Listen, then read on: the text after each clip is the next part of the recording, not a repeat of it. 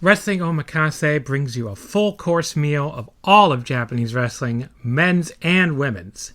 Join me, a Japanese wrestling fan for over 20 years, along with a rotating cast of equally knowledgeable co-hosts as we cover everything from New Japan and Stardom to Noah, All Japan, DDT, Tokyo Joshi, Marigold, Sendai Girls, Dragon Gate, GLEAT, Ice Ribbon, and even more stuff. If you're a fan of Japanese wrestling and you want coverage of the entire scene in one podcast, check us out right here on the Voices of Wrestling Podcasting Network each and every week. Get us wherever you get podcasts today. This podcast is a member of the Voices of Wrestling Podcasting Network. Visit voicesofwrestling.com to hear the rest of our great podcasts, as well as show reviews, columns, opinions, and updates across the world of wrestling. Welcome to Jumping Bomb Audio.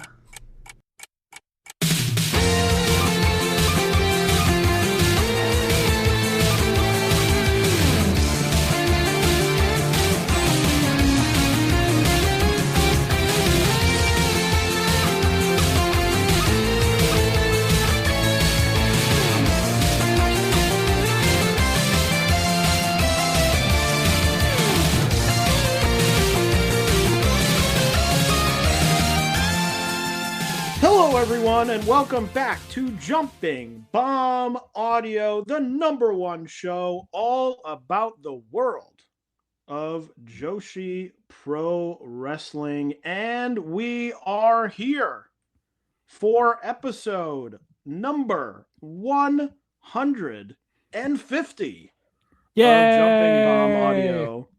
And as it's been for the past, well, I can't say 149 episodes because I know there's at least one episode I missed. For the last most of the episodes, this is Taylor, joined as always by my very good friend and co-host Kelly. Kelly, it is Easter Sunday, and like the big man JC himself, we have risen again. We have risen to eat a bunch of jelly beans. And God damn it, this cat is going to try and slap my microphone the entire time I'm doing this show. Let's go. Look, it's 150.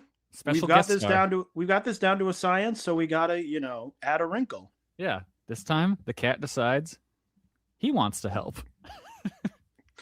So if all of a sudden in the middle of an opinion, Kelly goes very quiet. Yeah, and maybe you hear boom, boom, boom, boom. That's because the cat knocked the microphone down. And if that happens, I will be keeping it in the episode. Oh, absolutely. Mostly because I don't want to have to edit. Yeah. By and large. We've got a lot to talk about. We've got, of course, the big Tokyo Joshi Grand Princess 26 to talk about. Lots of newsworthy items coming out of that. And of course, in our previews, we have the Wrestlemania Weekend preview.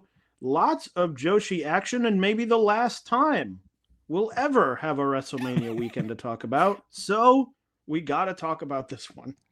But before we do, we got to do the plugs. Follow us on Blue Sky at JBomb Audio. You can follow Kelly at Comic Geek Kelly. You can follow me at Tay Mambo. Subscribe to us on your podcast app of choice. And if that app of choice is Apple Podcasts, we would really appreciate a 5-star rating and review. And if you're feeling extra generous, you can donate to the show at redcircle.com/shows/jumping-bomb-audio. Kelly, one big thing about this show, we've done it 150 episodes, but we are American people. Unfortunately. Yes, very unfortunately. Talking about some Japanese culture. And that comes with a bit of a language barrier, I think we could both agree. It does. And when we're talking about language barriers, one thing that I think can help everyone with the language barrier is Rosetta Stone, who is the sponsor of today's episode. We've all been there wanting to truly connect with a new culture or prepare for that big trip to see some Joshi, but feeling stuck behind dusty textbooks and confusing grammar rules. That is Japanese. That's where Rosetta Stone comes in. For over 30 years, they've been the gold standard in language learning, using an immersive method that helps you think and speak in your new language from day one. Instead of just memorizing a list of words, you learn through sight, sound, and intuition, the way we actually learn as kids. Whether you're just looking to pick up Spanish, or, of course, master Japanese, or maybe you just want to keep your brain sharp, Rosetta Stone's bite-sized lessons fit perfectly into your daily routine. Plus, their true accent technology gives you real-time feedback on your pronunciation, so you can speak with confidence from your very first lesson. Don't just learn a language, start living it with Rosetta Stone. You can get started today at voicesofwrestling.com/JBA Rosetta. That's voicesofwrestling.com/JBA Rosetta. So let's get into it. Tokyo Joshi Grand Princess 26 from March 29th in Ryogoku Sumo Hall in front of a promotional record 3,089 fans, taking the record back from Texas. Kelly, I'm interested. We have not talked about this show at all. True. We don't talk in depth, but usually we send a couple of messages back and forth. We have not spoken at all about this show. What'd you think?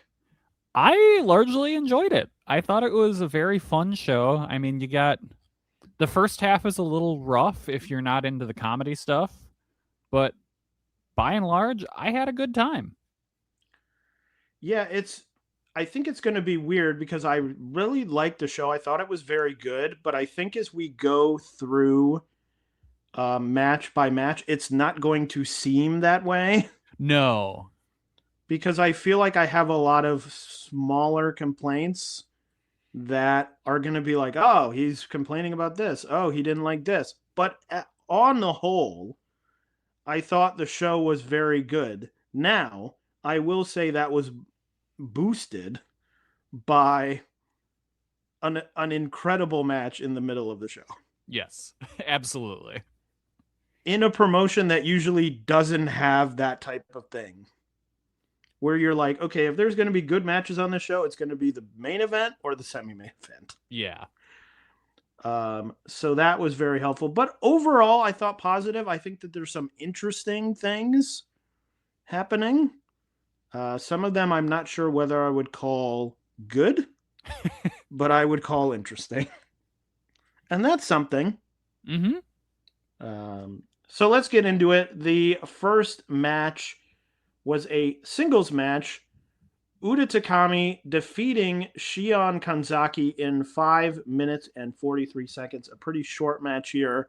But really my only note about it was I think Uda is going to be very good in 3 to 4 years.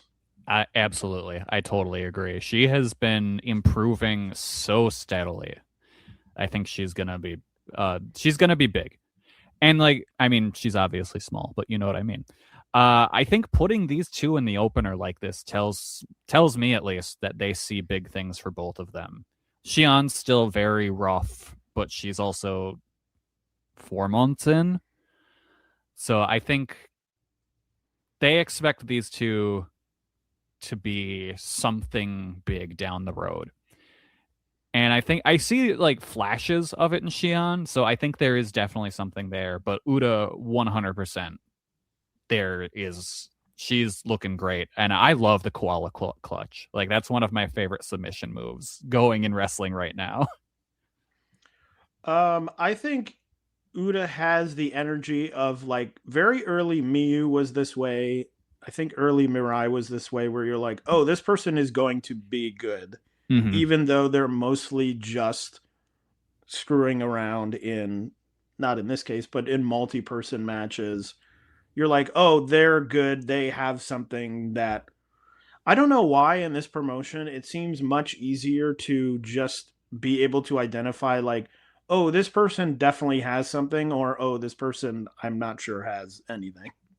You're right, it is, and I don't know why. There's like no weird middle ground where it's like, oh, I don't know about this person. Maybe it's either they got it or they don't, which I guess is helpful. Yeah. But yeah, other than that, I mean, 5 minutes, under 6 minutes, can't really say too much about it. Yeah, I threw a gentleman's 3 on it. I liked it well enough, but it wasn't much. The next match wasn't even really a match. It took place backstage. That would be Raku defeating Antonio Honda for the DDT Ironman Heavy Metal Weight title. Balianaki, that's the name of the title. Did you listen to English commentary? Yes, of course I did. Where he was like, what is this? What title? What's going on? And I think Mr. Haku was like, the title that you've had before. And he's like, what? Yeah. Anyway, Honda came in as champion. He fell asleep backstage and was pinned by Raku. But as Mr. Haku said, they had already paid for Honda to show up to the show. So he was still in the next match, which was the DDT Ironman Heavy Metalweight title Delayed Entry Battle Royal, which was eventually won by Sumire Usaka, who won amidst a great list of people: Raku, Antonio Honda, Chika Nanase, Great Wakabayashi-kun, Kira Summer, Mahiro Kiryu, Macha, Mifu Ishida, Minimo, Momo Sato, and Sakura Hattori. I will say, Hattori looks a lot better when she's running into the ring, choking the life out of one person, and then what looked like shoot kicking someone else in the face. Yes. It was like choke out Nanase and then kick Kira Summer very hard. Uh-huh. I was like, oh, this is better. Still climbing on the top rope and doing the long, hey, ho. Yeah. I'm like, we have to, like, okay, you want to do it? You have to do 3. We got to cut it down. Yes, it has to be like 1, 2, 3, jump. Instead it's like 1, 2, 3, 4, 5, 6. And she's doing the, I just picture she's doing the sound effects too. Well, she's saying something. Oh yeah, you're right. She is. Something is happening, but it's just too long. Yeah. I know this is probably not the right promotion for this, but I'm like, it takes me out of it where there's a bunch of people just standing there going, whoa, what is she doing? Oh, she's coming down. Yeah, she got me. Unfortunately, not as scary as the Great Wakabayashi-kun, who is genuinely terrifying. I saw some people compare Great Wakabayashi-kun to Pinhead. That's what I thought her face paint was. No, she's a net. Oh. She's like a soccer net. Okay, yeah, but it sure does just look like Pinhead. Yeah. Was shocked how short Minimo was in the match, considering how much they hyped that talked up. about. Yeah, they were like, oh, watch for this. Sumire was fun. I really liked her. I thought she did a great job. I popped huge for her doing the Antonio Honda bit. Yeah, I thought the Gone the Fox stuff was fun. It was fun seeing someone else do it. And this, my final note was fun stuff. Yeah. Because largely the match is just sort of like, oh, this is fine. Because what do you really say about it? And great news, as we speak, she is still champion. And Mahiro Kiryu didn't get it back. Exactly. So good for us. We can have someone that's actually funny with the belt. Okay. I just like the Tiger Jeet Singh stuff. I'm like, oh, this is interesting. Like someone who's a weird. I saw someone compare it online. Someone was like, the the distance between when Tiger Jeet Singh was around and like now would be like, oh, someone 20 years ago doing like some person from the 1920s. Yeah. But hey, it was fun. I enjoyed it. She seemed to enjoy it. I mean, she has the title, so maybe she'll be around again. Yeah, I hope so. The next match was a tag team match. Kelly's favorite tag team in the land, Bumping Gritters, Himawari and Shino Suzuki, defeating Ren Kanatsu and Toga in 10 minutes and 46 seconds. I had no notes on this because I think largely my notes were, oh, Himawari is good. Mm-hmm. It was like, oh, the people I already like, Himawari and Toga, were good. Like, Ren is still young. Yep. And Shino is fine. Yeah. Yeah, I like Himawari's new jackhammer finisher a lot. I thought that was good. And I noticed in this match, I'm wondering if there was some kind of company edict where they're allowing the wrestlers to work almost in more of a heel serious manner. Not even serious, but a more heel manner. Because we had Himawari like choking people with her hair, which I don't really recall her doing in the past. Like she uses it as a whip, but I don't recall her doing the choke behind the referee's back. So I thought that was interesting. Well, it seemed clear on the show that they may not be encouraging it, but between Inspiration, Spark Rush, and some other things, it's like, well, there is some semblance of heels. Yeah, let people work a little nastier. Kelly wants them to get nasty. Yeah, let them be nasty little freaks. The next match was the 6-person Sentai tag team match. Haru Kazushiro, Shoko Nakajima, and Yuki Aino defeating Aja Kong, Palm Harajuku, and Veni in 13 minutes and 8 seconds. Now, Kelly, I have to rely on you for the Sentai. I don't even know. Do you watch Sentai? On occasion, I am currently it's not airing, but I have watched it quite a bit in the past, and I had a great time with this. I thought this was very fun that they just stuck one of the Sentai live stage shows in front of this match. I thought Palm was tremendous as like the big bad leader that summons all the monsters. That was very fun.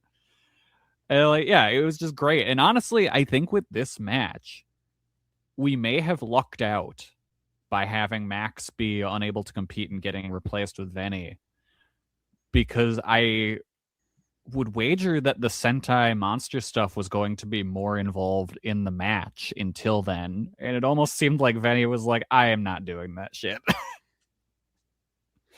I will wrestle a match, and you guys can do that before. And I hope that's what happened, because the match itself was really good. I thought it was awesome. They had great action throughout, and like I went 3 3/4 on it. I mean, I was already on a high from just the Sentai nonsense beforehand, but I really enjoyed this. Yeah, I wrote in my notes, thought this rocked. I went 3.5. I was very shocked. And I also wrote Palm Harajuku worker. Yeah, in my notes, because she was working hard. She has those glimpses every now and then where it's like, there might be something there. Yeah, I don't know if she's so stuck in the comedy that will never come out, but I was like, oh, this is going. My other big note, we talked about Uda. I'm like, Haru's got something. Yes, 100%. There's something going on there. I really like the color scheme of Haru, Shoko, and Yuki. Mm-hmm. I was like, oh, wow, like custom, especially in a show where they really didn't do that much pomp. No. type stuff. Like there were really no special entrances. There was no, I was they did the entryway. Yeah, but nothing like the Neo Bishikigun entrances of the past. Yeah, but I was like, whoa, this is fun. And they were talking about on commentary Shoko not wearing any red. And I was like, wow, that's great color coordination. Yeah. I like that trio a lot. Yeah, and with Haru having graduated and dyeing her hair blue. So I'm interested to see where Haru went. But this was the first sign where I was like, oh, wait a minute, this is good. Yeah. So really liked it. I also liked, maybe I'm a Veni, that it was like the Sentai stuff happened at the beginning and then they just went away. Mm-hmm. It was like, and now a match. I think that was for the best. Because I do think that if Max was in there, it would have been very much Max and Kong are the monsters and maybe the Sentai fights them, Yeah. The next match was a special singles match. Mizuki defeating Andreza Giant Panda in 8 minutes and 4 seconds. Look, I'm over Andreza. Yeah. We've done, like, all the jokes have been done. It's the same jokes, Oh, they have a hard time getting over under the ring ropes. Oh, they hit someone with a headbutt. Wow. The one thing I didn't even have anything to do with the match. Mr. Haku was talking about Andreza Giant Panda as they were entering and was like, oh, Andreza, there was some J-pop group or something. Yes. Where one of the members cheated on his wife or something. And so they kicked him out of the group. And then they hired Andreza Giant Panda and found out he had also cheated on his wife and kicked him out of the group. I was like, oh, that's the funniest part of this match is this weird story about, his previous cheating scandal getting brought back up. What is the deal with Mr. Yu? Who is this person, Mr. I have no idea. My first guess was that it was maybe Chris Brooks. But I was like, is this what is the Andreza home promotion called? Doesn't he have like a home promotion? No, I have no idea where Andreza typically works. Does he have a cage match? Anyway, it was a match where I was also like, we've also already seen this before. Yeah. Oh no, a freelancer. Well, in 2025, we're Ihame. Well, only worked 2 matches. When did he work GCW? They run shows? Oh, in Japan. Yeah. In Japan. All right. Yeah, but it was just sort of like I don't care about this. Yeah, Mizuki made it work well enough. Like I don't think it was amazing. I didn't think it was bad. I do really enjoy the panda headbutts. Those do look incredibly violent. So I do still pop for those. But yeah, it was whatever. But I am happy to see America being used as a heel in Japan because we do deserve it. The next match was a tag team match. The duo of Spark Rush, Sari and Takumi Iroha, defeating Ariso Endo and Miyu Yamashita in 18 minutes and 44 seconds. Kelly, I'll let you go first. So I actually have 2 different ratings for this match. The first time I watched it, I went 4 1/4, and then I saw everyone raving about it, and I was like, maybe I need to watch it again. Like I thought it was good, but I didn't think it was great. And then I rewatched it, and I can only think that at some point during the match, I fell asleep and woke up and never realized it because there was a big chunk in the middle that I just did not remember. So my new full match rating is 4 3/4 stars because it was fucking incredible. I loved this match so much, and I understand why people were raving about it now because it turns out when you see the full match, it's really good. Out of all of the people in this match, though, Arisu Endo is the star. She was like the driving force behind this match, being just trying to prove herself to everyone else in the match, and it was just incredible storytelling, and this was so good. I loved this match. Well, I went 5 stars. Hell yeah. Very easily, because at the end of the match, I was like vibrating. I was like, "Oh Yeah. my god, this is so good." You know, I know a lot of people have issues with Balianaki's commentary. I've talked about some of them, although I thought on the whole he was good, Yeah. or at least he was better than he has been. Yeah, no, I enjoyed him here, but I do typically enjoy Aki, but whatever.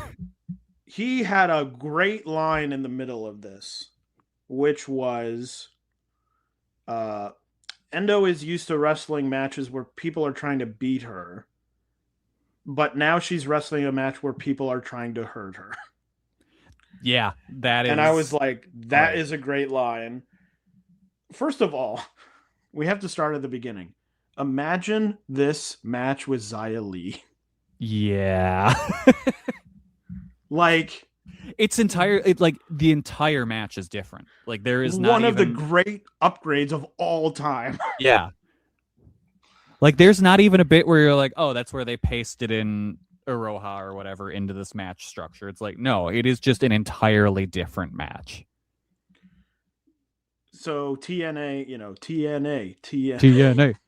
Thank you, Mr. Carlos Silva. I love you and your little hat. Yeah, I was gonna say in your little hat. Yeah.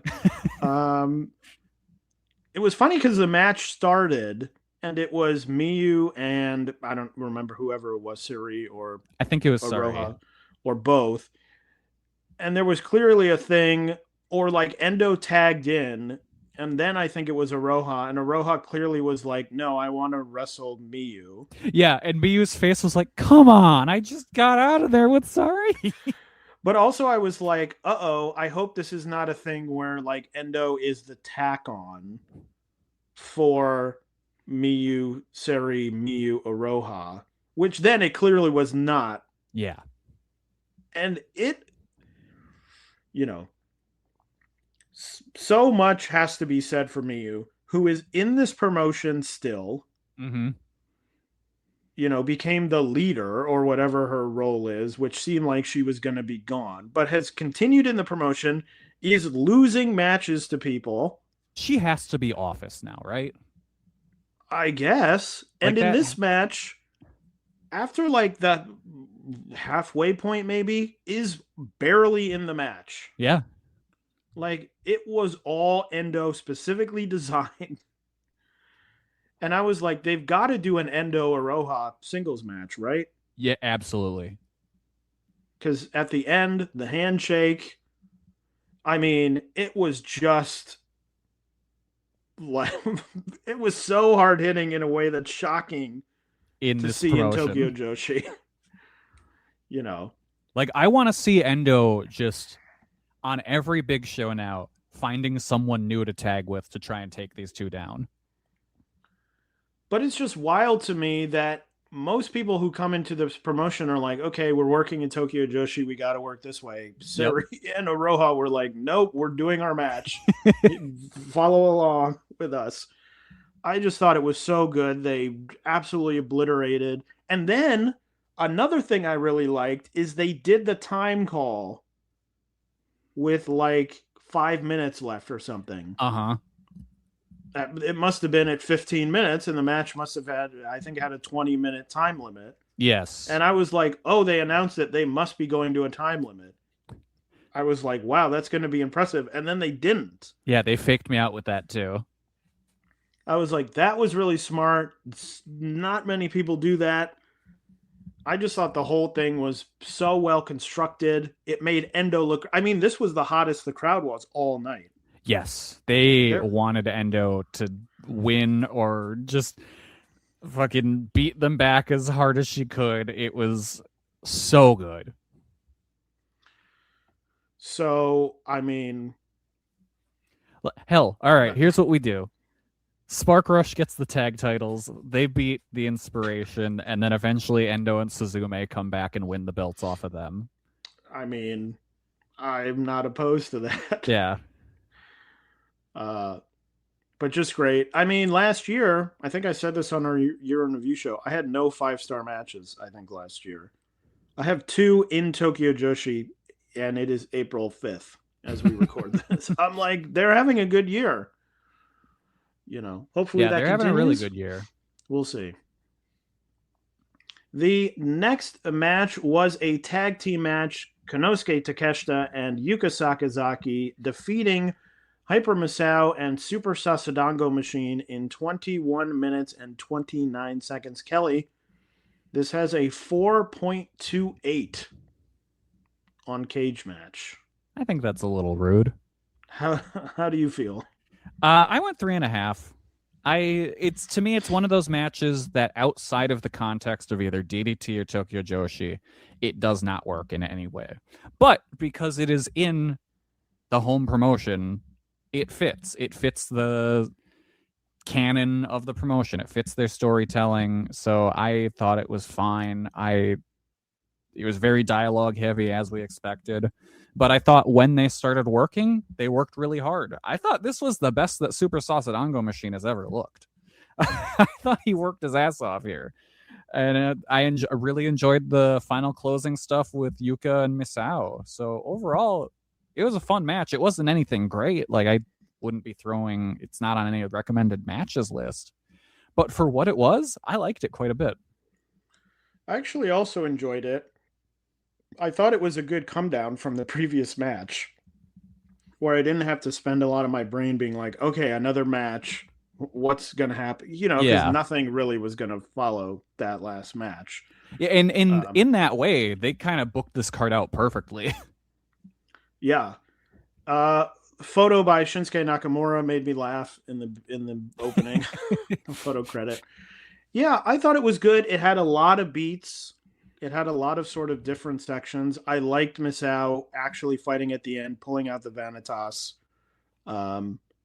So it got to a serious point at the end. I'm with you where I don't know that I would recommend this to anyone, but I thought it was good. Major complaint, we got to go back to the old Yuka Sakazaki theme.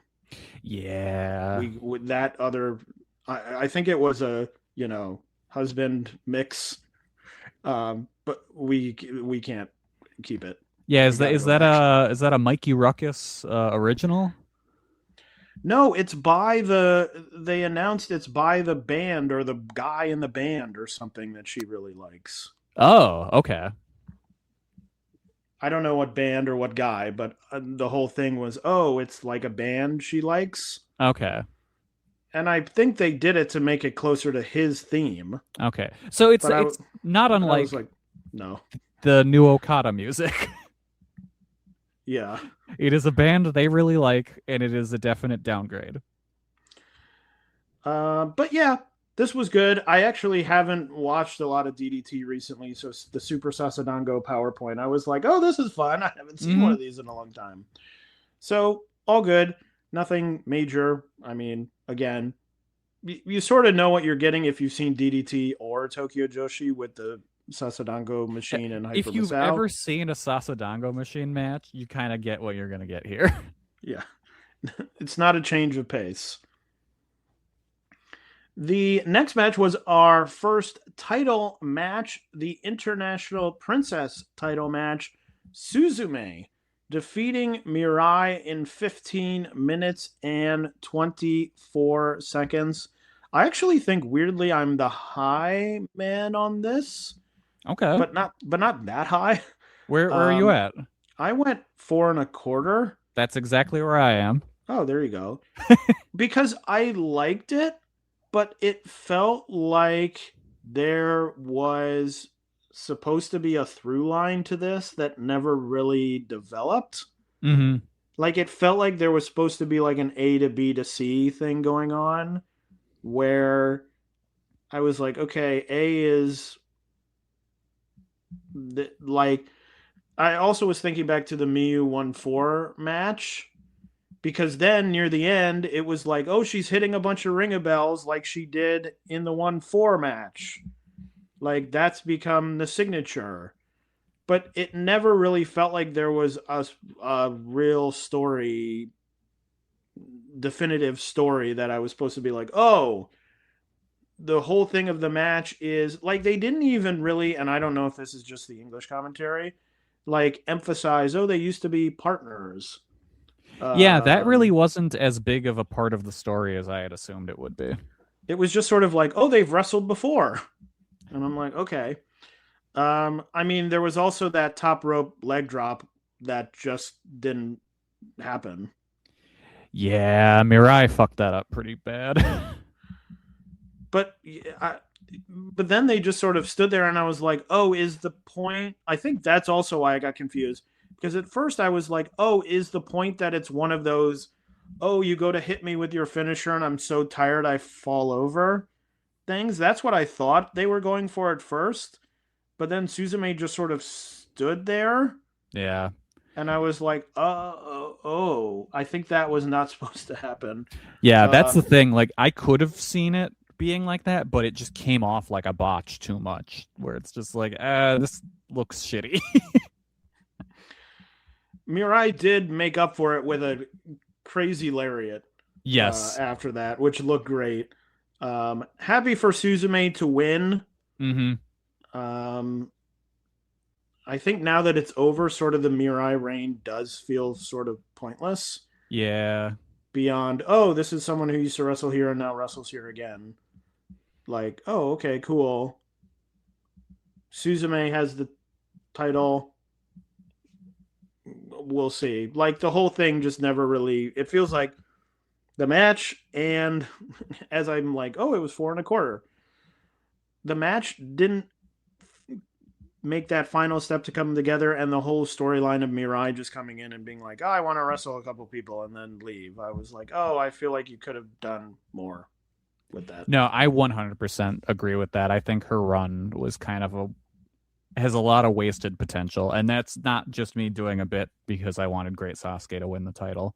I do feel like it just kind of happened. She just came in, she did some stuff, and now she's gone, and it was weird. Like, there's never really a through line to it. I thought, like, I really think they should have leaned into, oh, Mirai's an invader and she took our belt, and that's just not how Tokyo Joshi does things. But if you're not going to do that with something like this, and even she was always coming to the ring with other Michinoku Pro people, like, all of the building blocks were there. They just didn't do anything with them. The semi-main event of the show was for the Princess Tag Team titles, and we have new champions, the Inspiration. Cassie Lee, or as the graphics called her on the show, Kathy Lee. I laughed out loud at that. I was like, okay. And Jessie McKay defeating Uber Eats, Wakana Uehara, and Yuki Kamifuku in 12 minutes and 14 seconds to win the title. Before the match even started, I did laugh at Jessie McKay slapping her ass in the direction of Kamiyu, and Aki on commentary going, alrighty. I was like, oh boy. Literally the only other note I have during the match itself is the words Kathy Lee. Yep. And then my next note is, haha, okay. I did guess it. I said they're going to win. Yeah. Because they're on that Vegas show. The Vegas show really weirdly gave away a lot. It sure did. I'm assuming they lose it back at Vegas so that there's like, oh, there was a title change on the Tokyo Joshi show. Maybe. And I did love the imagery of Wakana sobbing as she walks away from the ring, turning around, crying, and having the Inspiration be there waving them away. I was like, that's pretty good. Yeah. You know, I think also I was the high man on this match because it didn't offend me. I thought it was fine. It didn't really try and be anything. It didn't, like, I went 3.5. I didn't go like 4.25. Yeah. But I was I I threw enjoyed 3 it. on it. I was like, they're heels. They're doing, it's what I said about the preview shows. I'm like, they have to come in and be these weird, annoying heels. Mm-hmm. And I thought they did that, and I thought it was fine. And frankly, if this was like Daisy Monkey is the champions and the inspiration come in and beat them, I would probably be like, let's Yeah. not do that. Frankly, I don't think that Uber Eats had a very good reign. No, and you did everything you could with them at this point because they won the tag league as champions. So it's not like, oh, I'm being denied some great match that I can imagine. Now, my hope was they would do something like Uda and Mizuki Yeah. challenging on Vegas, because it's like, just put it on whoever. Yep. Because you're not trying to protect the inspiration. Who cares? Like, put it on a new team. Now it's going to be, as we'll talk about shortly, Shoko and Hyper, which I'm like, that's fine. They've shown that they can wrestle. So if they win the belts, I'm like, great. At least it's on a team I know can go and be interesting. Mm-hmm. But I think this also speaks to the problem we've talked about with this tag team division, where they don't really have anyone. They have Daisy Monkey, which seems to be continually on the back burner. Yes. Like, Suzume is now International Princess Champion, so they're not going for the tag belt soon. And, Uber Eats was whatever, but I think now is the time to get Wakana away from that team. Yes, she is 100% Time to get being held back. Get her away, because I have a feeling it's actually now not. I have a feeling they were like, oh, we want to push this person, but we don't want them in the singles, so we'll put them with someone who can lead them. But I think she actively might be getting worse at this point. I would totally agree with that. So get her away and do something else with her. And it's like, there's no other teams. Like, I guess now that, spoiler, Miyu lost the title, you could put Miyu and Rika back together. Yeah. And you can always run Haru and Aeno. Yeah, but they haven't shown that they want to do that. Like, have them win. Like, they seem to put these teams together randomly, and it's like, oh, this is a pretty good team. And they're like, oh, we only use them for losing the title matches or the Max Art tag tournament. Yeah. It's like, just put some teams together. Especially, you need to put teams together because you've now got a block on most of your singles titles. Like, no one is going in and defeating Yuki Arai in 2 weeks. Yeah, exactly. And you've now got a lot of people at the top, and you've got people coming up who you're going to have to start doing something with. So, put them in tag teams. Anyway, I thought it was fine. A lot of it is contingent on, do the inspiration go into Vegas and win their match? If they do, I'm a little bit more like, uh-oh. Yeah. What are we doing? But I'm assuming they lose them on Vegas. They lose them at Vegas, and it's a total of 3 weeks that they have the belts. Like, I was sort of whatever. It was fine. I enjoyed it enough as sort of an old school, we're crazy heels and whatever. Mm-hmm. And then the main event, the Princess of Princess title match, Yuki Arai defeating Miyu Watanabe in 21 minutes and 20 seconds.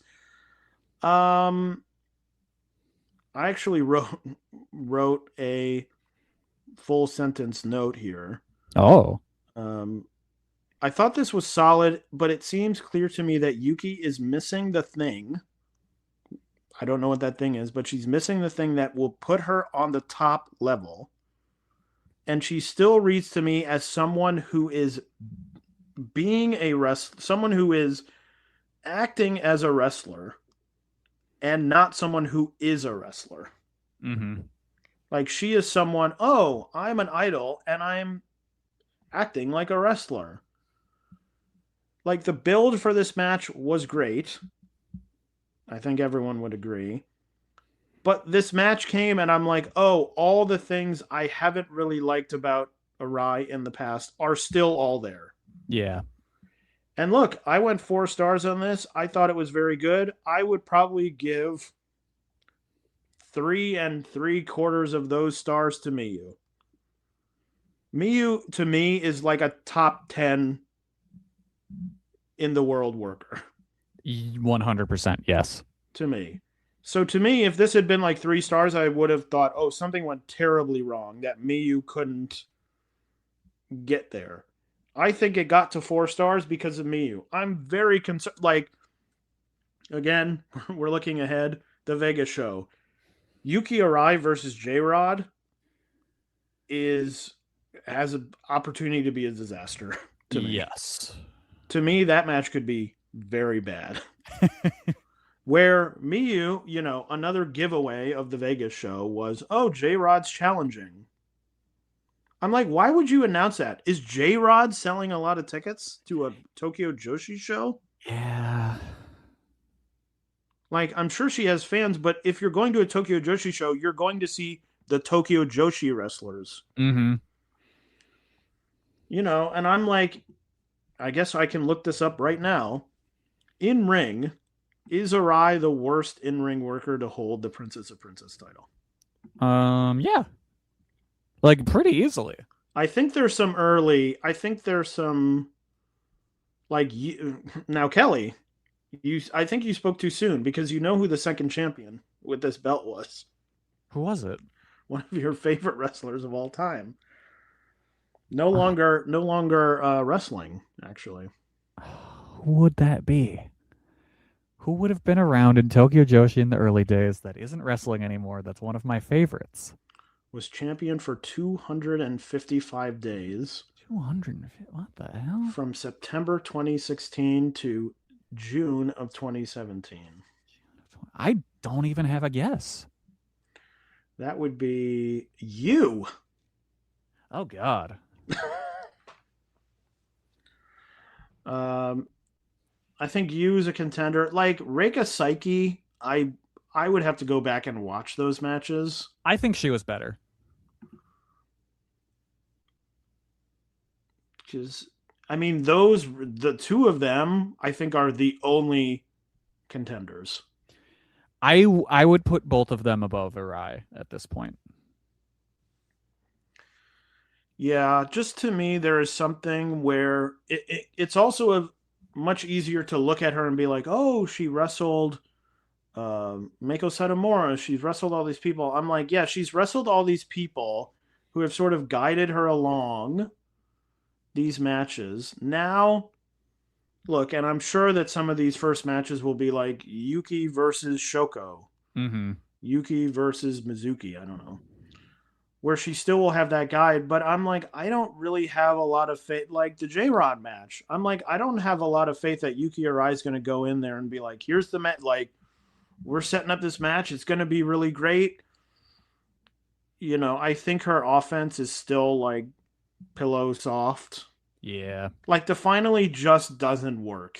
It doesn't. She needs to stop it. It doesn't look like a fit. It looks like boop, like boop, booped you on the head. We're having a good time here. The funny thing is, I thought the J-Rod match tipped it off that Miyu was winning because I was like, oh, they'll just run that match back and then they don't really lose a drawing match and it'll be good. And they wouldn't do that with Arai because it would clearly be a disaster. And then they did it with Arai instead. There's really one positive to this match for me about the promotion in general, which is the idea that Yuki, she had a title challenge before she lost, and she wins in her second title challenge. Like, they pulled the lever very fast. Mm-hmm. And that, to me, is a good sign because with all of these people now, 5 years ago, maybe more than 7 years ago, there was like 3 people in this promotion Yeah. who you were like, okay, these people, Miyu, Shoko, Yuka, Rika, and then Mizuki. 5. Now you've got like 8 or 9 people who you might be like, okay, we got to do something with them. And I like that they're not doing this thing. I guess we'll never know why they never pulled the trigger with Ito. But I'm glad we're not back in that situation where it's, oh, this person, oh, they could do it this time. No. Oh, they could do it. No. Because Yuki, I'm assuming, I mean, it could also be a thing that they do the same thing they do with Miyu, where Yuki holds it until June, holds it until August. When's the big show? August? When do they usually do it? Yeah, August? Summer Sun Princess. Yeah. I can't remember if that's August or July. Like she holds it until August and loses it to Shoko. That's what they did with Miyu. Miyu won it, lost it fairly quickly, and then sort of came back and won it again. And that was the, this title reign was the big one. And so they get it off, and maybe they push. I mean, I don't know who would be next, but maybe it's like an Endo, maybe it's a Suzume, maybe it's a Wakano Uehara. I don't know. But I'm just glad that they did something, Am I over the moon that Yuki Arai is a champion and she'll be having championship matches on the top of a lot of these cards? I can't say I am. But I'm glad that they did something, and it's like, okay, people can move up these cards more than multiple years of waiting. That's the positive for me. Yeah, that is a good way to look at it. I really liked this match. I went 4.5 on it. I thought they did a great job. But the second the bell rang and the match ended, I thought, oh, we have made a terrible mistake. Because I think Miyu should have won here, and this really should have been the match that establishes her as the company ace. Like, she is the face of Tokyo Joshi. And she still was, like, at the end of the show, like, when they did the bows, she was right there in front and center. So I think that is kind of the plan going forward. But I think she should have won here. I think we should have had Irai wait a little while longer, because there's a lot of Tokyo Joshi has a lot of positive momentum at the moment. And I think a lot of that comes down to Miyu Watanabe. And I fear that that momentum is going to stop or crawl, just, kind of dry up, because I don't think Yuki Arai is a draw. I think it's been proven that she hasn't really made any sort of change in numbers in this promotion. Miyu is really the only person that, like, I feel like in recent time has been like, oh yeah, you can see the upward trajectory. And I worry that if they do just break glass and put the title back on Miyu, we're going to see some erosion in the confidence of the fans in her. So I think, by and large, this was a mistake. A great match. That was a mistake. So I'm hoping I'm wrong. I'm hoping things keep going well with the company. I'm hoping Yuki Arai improves and the J-Rod match isn't a disaster. But we'll see. And I hope sooner rather than later Miyu is back at the top of the promotion. Yeah, I mean, we'll see for Summer Sun Princess, which, by the way, now I've looked up. The most recent one took place at the end of July. Okay. Although it's been all over in July. But it's like, we'll see. Last year at Summer Sun Princess, Miyu didn't even have the title yet, and they did 1384 at Oda City.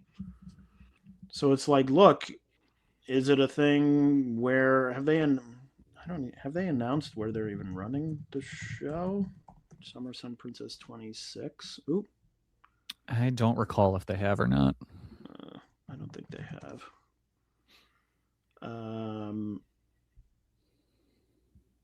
So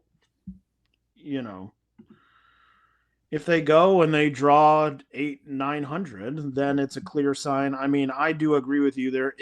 I haven't seen anything looking at these numbers. I guess the argument is, oh, she's in the main event and it drew 3,000 people.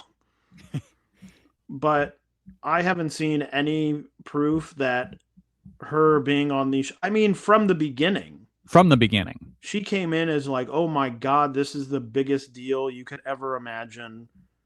And it feels like it didn't really matter. I mean, she's been in the company now for years. She has music by the dude that does the music for Dragon Quest. Her entrance music is essentially a church psalm in fucking Japan. Like, they've put so much behind her, and I don't think it's paid off. But we'll see some interesting things coming out of the show. What else has been happening in the last 2 weeks of Joshi? Well, Stardom has had a few shows. They had a New Blood 30 on March 25th. There was a Future of Stardom title match. Rani Yagami defeating Aya Sakura in 14 minutes and 41 seconds. Did you see that? I did not. Did you? Oh, yeah. It rocks. Go out of your way to watch it. I want these two to be just like generational rivals. Their styles complement each other so well. Like the beginning of the match, the opening moments were pretty much just a shoot style match. And then, it kind of went to more traditional match, but it was still incredibly strike heavy and incredibly just technical submission wrestling. This was awesome. I went 4.25 on it. I want them to run this match back a bunch of times over the next several years. Then on the 31st, there were 2 title matches. One was a double title match, the Future of Stardom title and the Princess of Pro Wrestling title, both on the line, as Rani Yagami and Hanukkah went to a time limit draw, so neither belt changes hands. And then Yuna Mizumori retaining the high-speed title over Rion. Marigold had a couple of shows. Mayu Iwatani retaining the Superfly title and the GHC women's title, defeating Natsumi Shozuki. That was on March 28th. And on the 29th, the 3D Trios champions, Arina Yamanaka, Mai Sakurai, and Natsumi Shozuki, defeating Sarayama Okoshina and Yuka Yamasaki to retain those titles. In Sendai Girls on March 27th, Chihiro Hashimoto defeating Manami to retain the Sendai Girls World title. Diana World, it was the Crystal title match. The champion Miran defeating Hanukkah on March 25th. On the 29th, Ayako Sato defeating Miss Mongol and Tomoko Watanabe to retain the Elizabeth title, and Debbie Keitel defeating Mochi Natsumi to retain the Diana World title. And then in Wave on April 1st, Rina Amakura and Yuko Sakurai bringing some stability to the Wave tag team titles, defeating Misa Kagura and Sumika Yanagawa, and Itsuki Aoki retaining the Regina de Wave title over Kakeru Sakaguchi. Kelly, tell us what has been happening in ChocoPro. In ChocoPro, they ran a show on the 23rd. It was ChocoPro 511, titled The Promised. We had 3 title matches on there. Chie Koshikawa and Sayaka won the vacant Asia Dream tag titles. You had a DPW women's title match. Mei Suruga successfully defended against Soy. I really liked that. I think Soy continues to impress me, and I'm pretty sure now that ChocoPro is her home promotion. I think she has left Evolution like we've seen a couple other people do. I know Chi-Chi and Zones have both made their exit from the promotion as well. And then the main event, the Super Asia title match, Mia Yatsuba defeated Rina Yamashita to unseat her as the champion. This was great. I think this roster has benefited so much from working with Rina, and I hope this isn't the end of her run in ChocoPro, but if it was, she did a great job here, and I think her title run was tremendous. Mia looked great here. You could see as the match went, sure, strikes were getting harder. Like, she was becoming more of a complete wrestler in this match against Rina. So I really enjoyed it. I went 4 stars on it, and I'm excited to see what Mia does with the rest of her title run. All right, and what is coming up in the next 2 weeks? We will start with the action happening in Japan. Stardom has 2 Korakuen Hall shows on the 8th and the 11th of April. The 8th will feature the Rookie of Stardom tournament matches there. Seedling has a show on the 17th of April. Miria Koga will face off against Shuri in a singles match. Unagi Saika and Honori Hana will face off against Veni and Celine Mazura. And in the main event, the last match of their tournament, the Seedling tournament, Hiroyo Matsumoto will defend the Beyond the Sea title against Ayame Sasamura in that one. Sendai Girls has a Korakuen Hall show on April 12th, which will feature FWC, Hazuki, and Kogama facing off against Red Energy, Mika Iwata, and Miyuki Takase.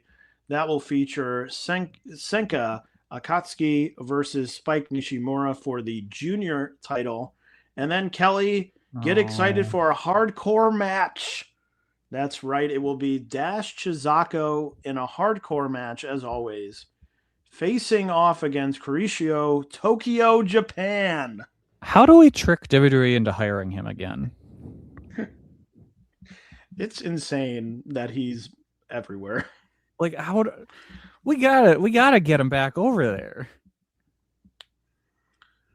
I mean, I just hope that he's doing the entrance and Dash like hits him with a chair or something. Yeah.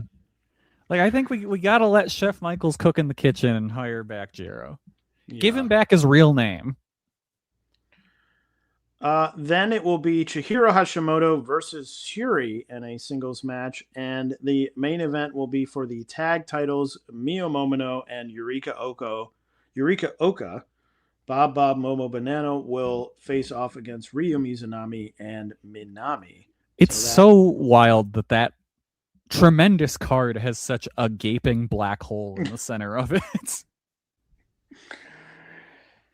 And that is all the action happening in Japan. But what is happening in America? Well, it will be a Wrestlemania weekend soon. And the action, the Joshi action, starts on Wednesday, April 15th with Pandemonium Pro Wrestling's Whatever Forever, which is happening at 3 p.m. local time at the Bazaar Bar.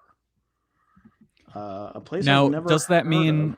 will this show have a ring, or is it a no ring show? I'm looking at the Bazaar Bar. Oh, there's a Bazaar Bar in New York. That's not the one I'm looking for. Okay, the West Coast show is also at this, so that leads me to believe. Oh, and Marvelous too. Okay, so there will be a ring. It seems to be a restaurant. Okay. Is that right? I don't know. No, that can't be right. Well, when I type in Bazaar Bar Las Vegas, nothing comes up. Great sign. A good sign. Anyway. That will feature 2 Joshi matches, I guess. For the Pandemonium Pro Championship, it will be the champion Amira defending in a 3-way, in a trio. Why have I lost what these triple matches threat are called? Not a triple threat. A 3-way dance. A 3-way dance. Amira, the champion, will defend against Janai Kai and Saya Ida. Very randomly. Yes. And then Johnny Robbie will take on Natsupoi. So are Saya and Natsupoi just getting in early compared to everyone else? And they're like, sure, we'll work a show. They're like, we got to see the Bazaar Bar. Yeah. Then on Thursday, April 16th at 11 a.m., it will be Tokyo Joshi Live in Las Vegas 2026 at the Pearl Theater. And this will be part of the Triller TV Palm Slam Fest package. Tremendous. What does that include? I don't know. Although I could look it up on my television right now. I'm assuming the GCW stuff is in there. Sorry, you're all gonna hear the sound of my Roku in the background. Well, hang on. I can just fire up the Triller app on my phone. Oh, I hear it. It's happening. You hear bing, bing, bing, bing, Bing, bing, bing. Oh, here it is, Triller TV. This could be a real disaster because something could start playing when this opens. Bare knuckle fighting presents. Oh, Palm Slamfest. It's literally the first option. Oh. Thank you. Okay, it's $60, $59.99. And it gets you the ultimate value deal. I'll just read this. It's the ultimate all access pass. I'm like doing an ad read for Triller. 5 world-class promotions, 2 days of pure adrenaline, 1 legendary venue. From Thursday, April 16th to Friday, April 17th. That's not a from. That's 2 days. It's 2 days. The Pearl Theater at the Palms Casino Resort becomes the center of the professional wrestling universe. Secure the Slam Fest All Access Packs exclusively on Triller TV to unlock the 5-show gauntlet and save a massive $40. Keep $40 in your pocket. Compared to individual ticket prices, I think they mean buying the shows individually. They call that buying a ticket on Triller. It is complete coverage of Tokyo Joshi, CMLL, House of Glory, Stardom, and Maple Leaf Pro. I think I'm just going to stick to buying Stardom and Tokyo Joshi. So it's on day one, it's Tokyo Joshi, CMLL, House of Glory. Day 2, it's Stardom and Maple Leaf Pro. Yeah, I don't need to see Hog or Maple Leaf Pro, but CMLL would be nice. But you know what? You don't want to see former Stardom superstar Charlie, formerly known as Evie? Nah, I'm good. Okay. Anyway, what's on this Tokyo Joshi card? Well, here's the whole card. Yuki Kamifuku and Wakana Uehara, she can't get away from her yet. Nope. Will face off against Uda Takami and Toga. Raku, Yuki Aino, and Palm Harajuku will take on Shino Suzuki, Himawari, and Alexis Lee. Miyu Yamashita, Mizuki, and Miyu Watanabe will be in a 3-way dance. That's going to be the match of the show. Easily. The International Princess title will be on the line. The new champion, Suzume, will defend against Sakura Hattori. Big test very quickly for Sakura Hattori. Then it will be the Princess Tag titles. The new champion Inspirations will take on Shoko Nakajima and Hyper Masao. And then the main event for the Princess of Princess title will be Yuki Arai defending against J-Rod. So that's the show. J-Rod typically wrestle? Do you know? Because I have no idea. Is it like OVW? I believe J-Rod is also going to be on the new American Gladiators reboot, I think. Well, that makes sense. In 2025, yes, she wrestled 27 matches in OVW. Okay. Her next was Dreamwave, where she only wrestled 5 matches. Okay. She wrestled a total of 56 matches last year, and 27 of them were in OVW. Okay. Although this year it has been Juggalo. She's been a Juggalo. Bro, we gotta bring in the J-Rod. Oh, facing off against former Tokyo Joshi title challenger Alice Crowley. Big Al. Recently, back in February, the women's title #1 contendership, Kiss My Ass. So match. good, bro. Oh, this is on YouTube.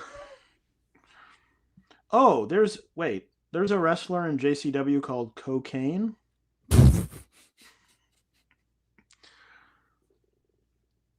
Oh, I see. It's the Kane guy. Oh, It's the fake Kane. That's right. Although this person's cage match, Coke. Well, the name of this wrestler is indicated as Cocaine, Quinn Whittock, Unmasking him. also known as Quinn Whittock, Tequin Whittock, Warboy Whittock, Cocaine, spelled Cokane, Cocaine, spelled like the drug, Yellow Cane, Pink Cane, Creature, spelled Kreatchr. It's like a Sure. streaming service. That's how you can spell a word. Quinn the Creature, and then Vlad Bladder. I bet he's great.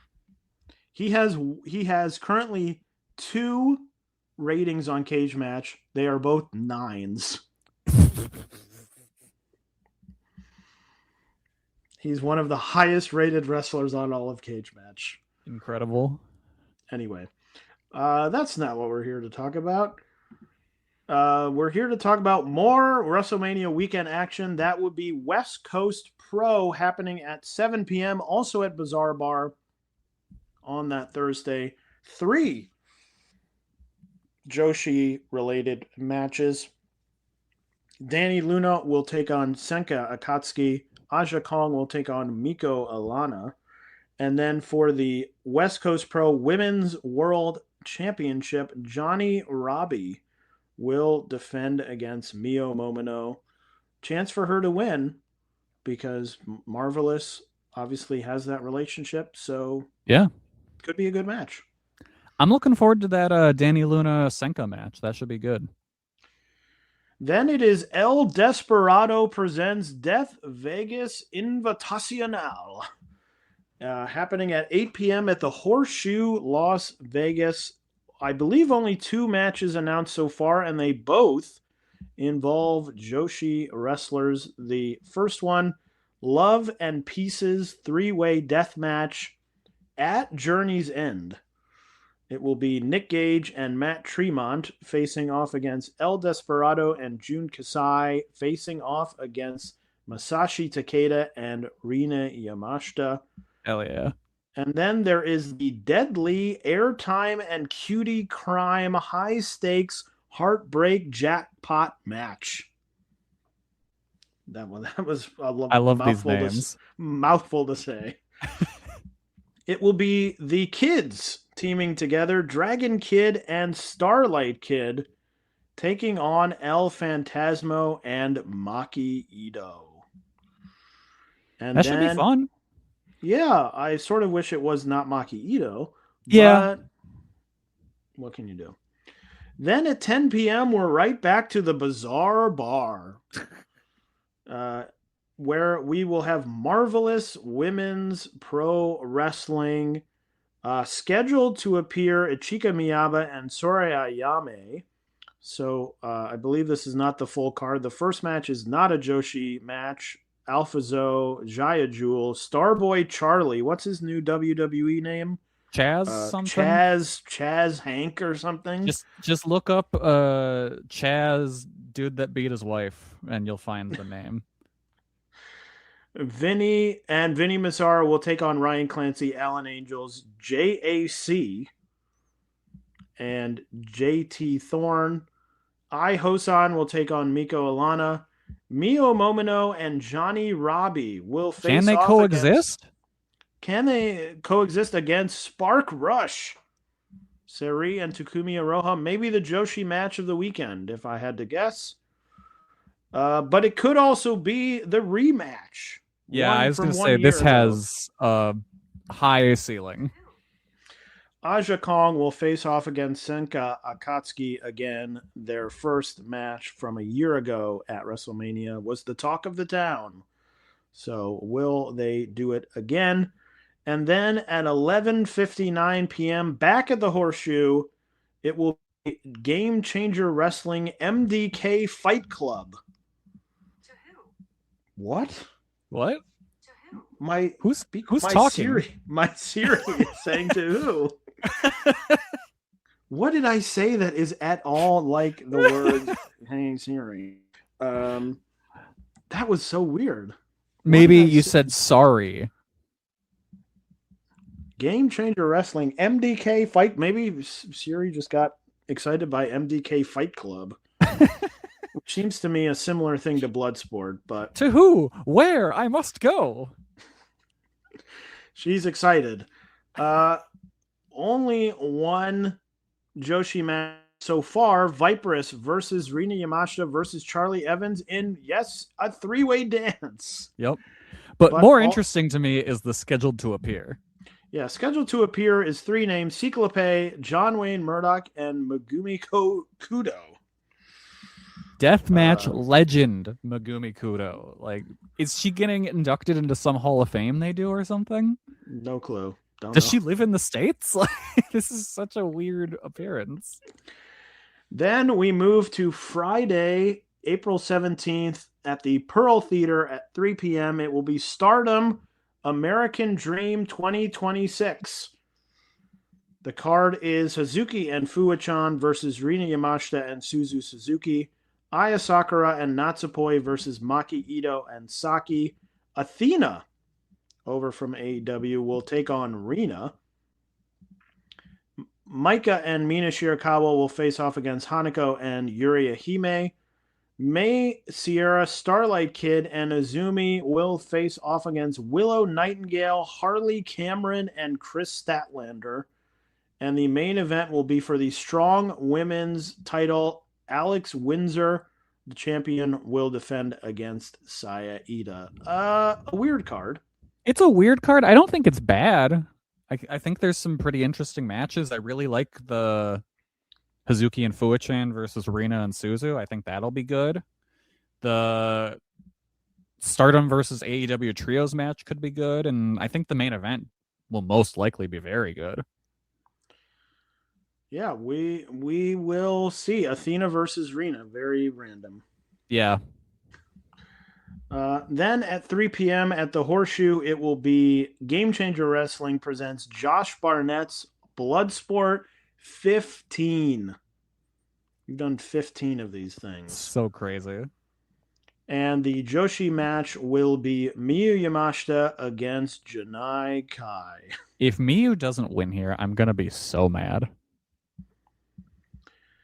Then at 6 p.m., we're back at the Bazaar Bar for Pride Style Pro Wrestling Out of This World.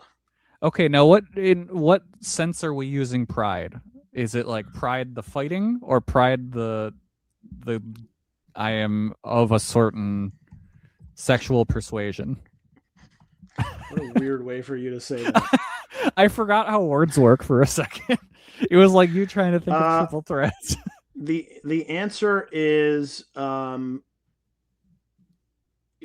believe, the second one, because it is Pride Style Inclusive Pro Wrestling. Okay. Although I do like the slogan. Their company slogan is a safe space for violence. That's fun. Mm-hmm. I like that. They have a sort of fun website where they have a little dot that follows your mouse around. Oh. Yeah. Anyway. That's clicky, the inclusion dot. Yes. It's the cousin of the old 7-Up spot. And I will say, front row for this show is only $36. Now that's inclusive. And Miyu is on the poster. Okay. There's I have no idea who this person she's wrestling is. Kelly, wait, there's only 2 rules of Pride Style Pro Wrestling. Okay. No bigots and bangers only. Great. I like both of those things. Good thing we're not in England, or that would mean a different, you'd be getting some sausage. Anyway, that's my minute on some British humor. I'm just picturing everyone in the front row just double fisting sausages while they watch. Well, they and used the to second you finish one, they hand you another one. They used to do the breakfast. What was that show called? Pancakes and Pile Drivers. Yes, Pancakes and Pile Drivers. I was at both of them. Oh, interesting. Yeah, I went to both of those shows. Did I go to one of them? I don't think I did. I think they had one in New York, but I don't think I went. Oh, did they? Okay, Anyway. because I thought they only did that I in thought they did. Orlando and New Orleans. I thought Because they that did was one a in New Revolver. York, That but was Sammy Callahan's promotion. that's right. Oh, so I could look this up because I could look up Revolver. The wrestling Revolver? Yeah. Yes. Events. I guess if I just type in pancakes. Pancakes. There were 3. Okay. And the Okay. last one was in New York. Damn. So I haven't gone to all of the Pancakes and Pile Drivers. The second one has a 4.86 rating on Cage Match. I don't remember that one being that great. Yeah. What was First one was fun. Did I go to this one? Oh God. Main event of Pancakes and Pile Drivers 3 was Dave Christ, Jake Christ, and Sammy Callahan facing off against Eddie Kingston, Joe Gacy, and Shane Strickland. Yep, that sounds about right. And this card is Ricky Shane Page versus Tessa Blanchard. Brian Cage versus David Starr versus Moose. Okay, yeah, the first one I went to, the main event was a ladder match. An invitational scramble ladder match with Jason Cade, AR Fox, Eric Cannon, Caleb Conley, Davey Vega, Joey Janela, Leo Rush, Serpentico, Trevor Lee, Trey Miguel, and Zachary Wentz. Yeah, I remember that one being good. Yeah, this show also had Ricochet versus Shane Strickland and Penta and Phoenix versus Brian Cage and Sammy Callahan. It was a good show. Also, I think this was 2017 during the time, because I'm seeing it here, where the Man Scout Jake Manning was on every show. Yes. On that first one, he wrestled Su Yung. Su Yung, yes. I remember very specifically being like, I never see this man wrestle anywhere except when it comes to WrestleMania weekend, and then I can never not see him. Mm-hmm. Yes, but, free idea for Pride Style Pro Wrestling. Hand out sausages at your show. Oh, yeah, the second one had Eddie Kingston versus Juice Robinson, and during that match, I don't know if someone in the crowd was asleep or what, but either Eddie or Juice got thrown into the barricade, and someone in the crowd just had their head down and took the barricade straight into their fucking mush and walked away pouring blood out of their nose.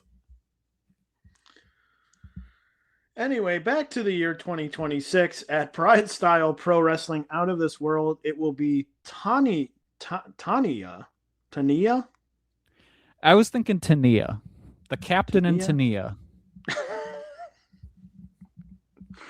Oh, we'll take on Miyu Watanabe. Oh, okay.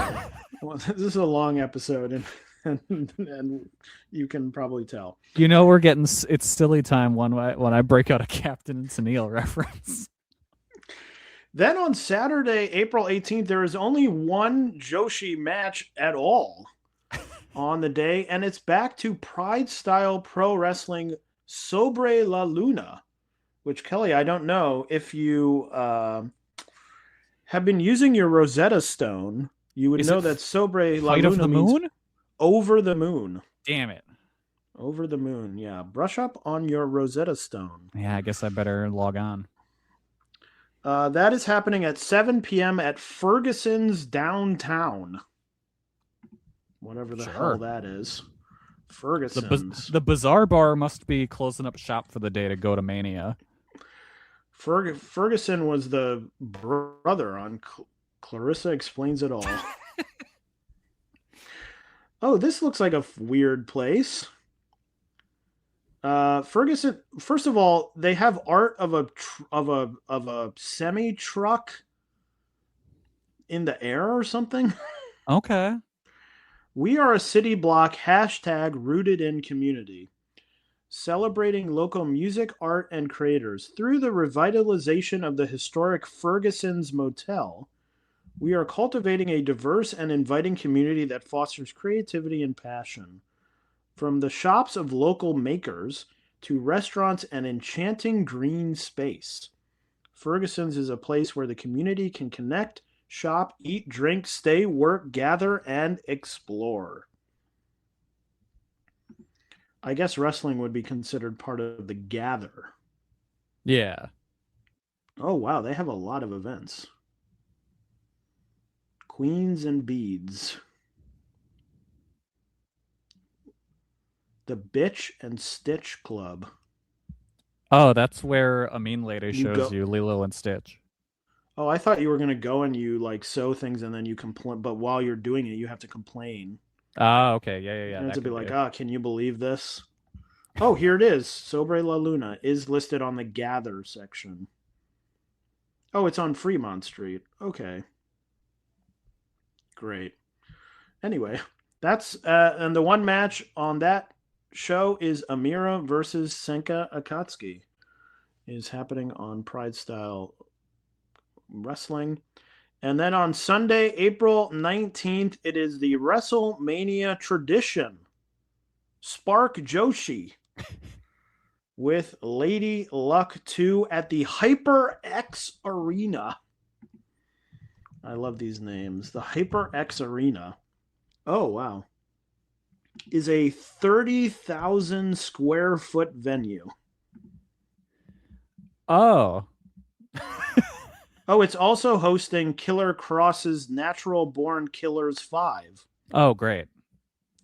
Which unfortunately doesn't feature any Joshi wrestlers, but does feature Matt Riddle, Janai Kai, Simon Gotch.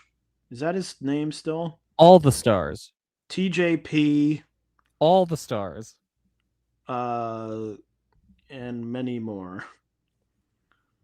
Yes, a 30,000 square foot venue with a 50-foot LED screen. Okay. All right.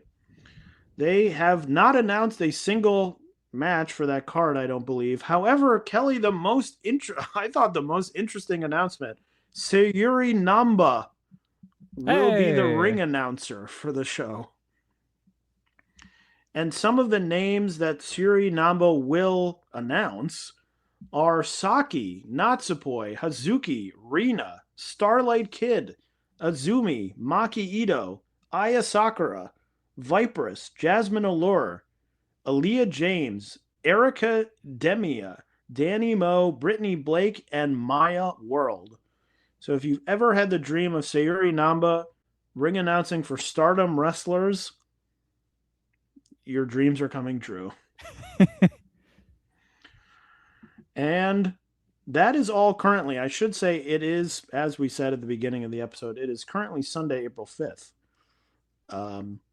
So things will probably be announced after this, but they're not announced now. So we're not talking about them. And that is everything that is happening with WrestleMania Weekend and Joshi Wrestling. Before we go, remember, if you want to not just learn a language, but to start living it, get involved with Rosetta Stone, and you can get started today at voicesofwrestling.com/JBA Rosetta. Kelly, I throw it over to you for Kelly's Corner. Man, I'm still just playing Pokopia. Like, that's all I do. I play that fucking little Pokemon town building game. That's about it. He's a simple man I'm a simple man. with simple needs. Yep. I need my little guys.